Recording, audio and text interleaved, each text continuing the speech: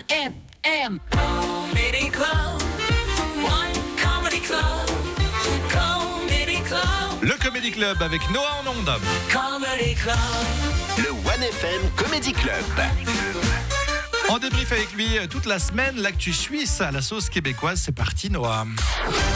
On commence avec une étude qui a été faite. Les bébés en Suisse naissent principalement le vendredi. Et honnêtement, je suis trop d'accord avec eux. Genre, je pense que c'est le week-end qui arrive, je n'ai pas d'autre argument, mais c'est cool, tu sais. T'imagines naître lundi, genre... Et selon, en plus, l'astrologie, la journée de la semaine à laquelle tu nais a une influence sur ta personnalité. Donc, les vendredis, ce sont habituellement des personnes charmantes, élégantes et passionnées qui ont tendance à être attirées par les choses de plaisir. Donc, c'est des gens du week-end un peu, les gens qui sont nés le vendredi, alors que ceux qui sont nés le lundi sont souvent perçus comme émotionnels, rêveurs et avoir tendance à se laisser influencer. Donc, un peu des victimes, les gens nés le lundi. Mais c'est dur les blâmer. Tu sais, t'imagines, tu nais un lundi, quel mauvais début de vie, et encore pire, un lundi pluvieux. T'arrives sur Terre, première chose que tu vois, c'est Dr. Fort avec des énormes cernes et le teint blanc parce que ça fait 3 jours qu'il n'a pas vu le soleil. Ah ouais. Genre, bienvenue sur Terre, sérieusement. L'armée suisse cherche un nouveau fournisseur de raviolis. Vous avez vu ça? Et donc, du coup, ils testent plein de compagnies, ils goûtent des raviolis pour savoir quel ravioli va nourrir ses troupes. Et donc, cette semaine, notre armée, c'est un peu Top Chef, en gros. Et je trouve ça drôle parce que je me dis, t'imagines que les gens qui goûtent en ce moment les raviolis à l'armée, est-ce qu'ils imaginaient que leur vie allait être comme ça quand ils étaient jeunes? Parce que souvent, c'est leur rêve d'être dans l'armée. Ils disent à leurs potes, moi, j'ai envie de défendre notre pays par patrie, par fierté de notre drapeau. Et ils se retrouvent un mardi après-midi à goûter des raviolis. 6 sur 10, celui-là. Je suis sûr que Benjamin aurait adoré ça, à mon avis. Non, pour aucune chose au monde, je regoute les raviolis de l'armée. Tu sais pas ce qu'il y a dedans. Et on termine avec 2 mots qui ont été ajoutés dans le petit Robert des mots suisses. En fait, le premier, carac, le gâteau, est maintenant dans le petit Robert, ainsi que le linge, mais avec la définition du linge en Suisse. Et je trouve ça cool, en vrai, le dictionnaire devient un peu plus suisse, mais j'aime pas l'idée qu'il va y avoir infini de mots dans le dictionnaire. Donc, je pense qu'à chaque fois qu'on en ajoute, maintenant, on devrait en enlever pour compenser. Donc, j'ai choisi 3 mots que ça me dérange pas qu'on enlève du dictionnaire. Le premier, farfouiller.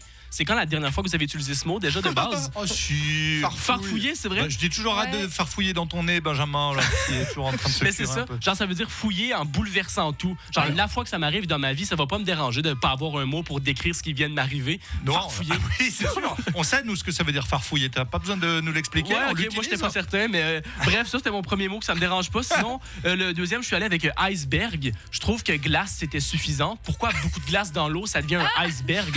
Un bateau hors de l'eau, c'est un bateau. Tu le mets à l'eau, ça reste un bateau et on s'en sort super bien avec le mot bateau. Surtout que les marins, ça les aide pas plus que ça. Genre un matelot qui dit « Hey, capitaine, attention, il y a de la glace devant. » Le capitaine va pas dire « Attends, quel type de glace? » Non, ici, il change de bord. Donc iceberg, pas besoin. Okay. Ça, c'était mon deuxième. Sinon, le troisième, je suis allé avec inébranlable. Trop difficile à dire.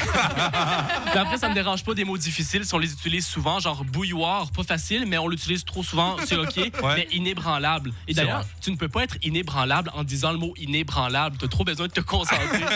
Je crois que la première étape pour être inébranlable, c'est être capable de dire fluidement « Je suis inébranlable ». Pas facile, tu vois.